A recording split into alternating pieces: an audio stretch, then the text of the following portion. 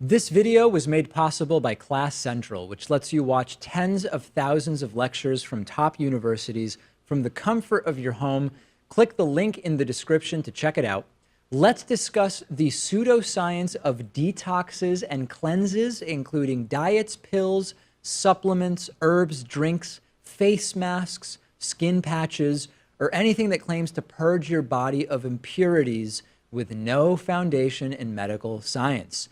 Let's be clear, the word detox can also mean drug and alcohol dependency treatments and programs that could be scientifically sound, or even the actual act itself of withdrawing from drugs or alcohol. You might say someone has alcohol dependency, they've stopped drinking, they're in the hospital being treated, so they're in a detox program.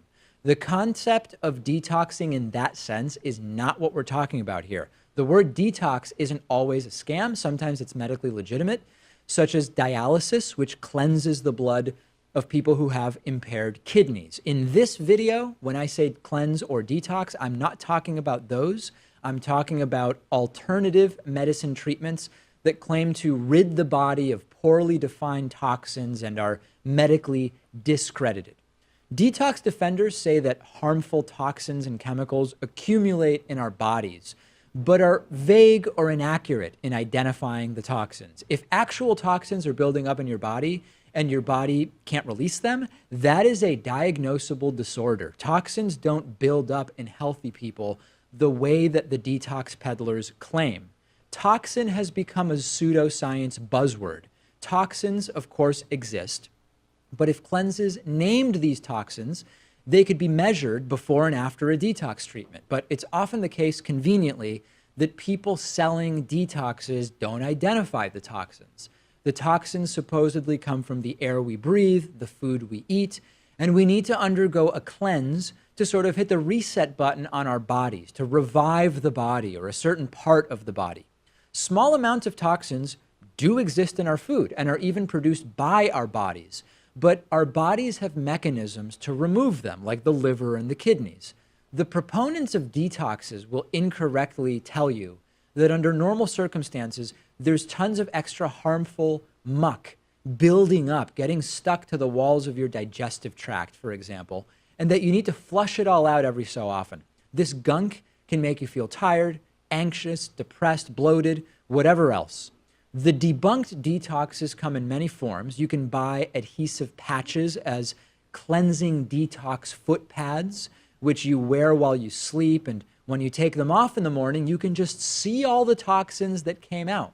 They're actually just designed to change color when they contact your natural foot moisture. Another popular one is to eliminate toxins through sweating profusely.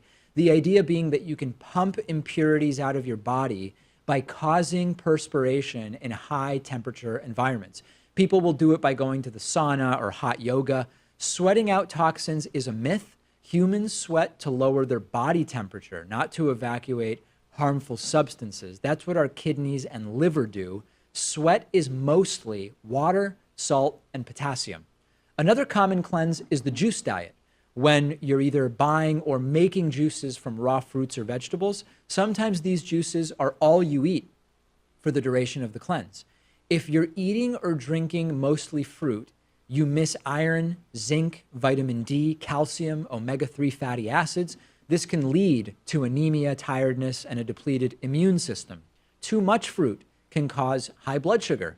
It can cause heartburn. It can cause acid reflux and other conditions.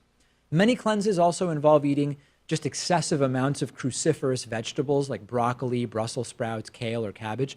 These foods are really great for your health in reasonable quantities, not if it's all you eat. Vegetables like these contain thiocyanates, which can affect your body's ability to absorb iodine, which can lead to hypothyroidism, constipation, dry skin, and other issues. Eating only fruits and vegetables can also mean you're missing protein, which your immune system needs to regenerate muscle, to have healthy hair and healthy fingernails. Protein is an essential building block of all kinds of tissue in your body. Many diets that consist exclusively of fruits and sometimes vegetables are low in calories, so people can use them to lose weight, which works. Your body responds to the lack of calories You'll lose a lot of glycogen, you'll lose a lot of water weight, but ultra low calorie crash diets yield what are often superficial results, and they're not sustainable. And as soon as you start eating normally again, the body will return to its previous state. Often you're not getting the nutrients you need, especially if you're eating or drinking one type of food, which is common in these cleanses. It might not hurt you because you just don't keep it up for too long, although it actually can harm your body. It definitely doesn't give you any long-term tools for what you're trying to accomplish, whether it's weight loss or overall health. And it definitely doesn't remove the so-called toxins from your system. Another popular way to remove toxins from your body is by flushing your bowels, either by ingesting laxatives or through colonics. Many people falsely believe that toxins are left behind in your intestines or colon when you digest food and that it needs to be cleared. But your bowels don't work the way that someone pushing detox makes you think. Healthy bodies absorb what they should from food, and the rest comes out. It doesn't get stuck during the process, barring an acute medical issue. If you're healthy, your bowels are clear enough from your body's normal functions, and there's no scientific evidence that colonics are good for your health or actually flush anything harmful out. And colonics can also be dangerous. The gastroenterological community says it's generally a bad idea to force flush a healthy person's colon, no matter how you do it, and it can cause unpleasant side effects, dehydration, nausea, vomiting, cramping, bloating, and these are only some of the things that colon cleansing has been proven to cause. In the US, the FDA regulates the production of the equipment that's used for this kind of thing, but not the use, and that's sort of the issue with a lot of this stuff. Drinks and supplements that brand themselves as detox products usually have to abide by safety standards during the manufacturing process, but the FDA doesn't require these companies to scientifically substantiate their claims about the effects of their products because they aren't actually classified as medications. In 2009, the nonprofit Sense for Science contacted 15 companies which manufacture detox products, and they asked for evidence of their claims. The products included pills, smoothies, shampoos. None of the 15 companies came up with evidence, and they couldn't even specify which toxins their product actually removes from people's bodies. Yet this is a massive industry, and it's going to remain massive as long as people willingly waste their money on this stuff. But why do people do it?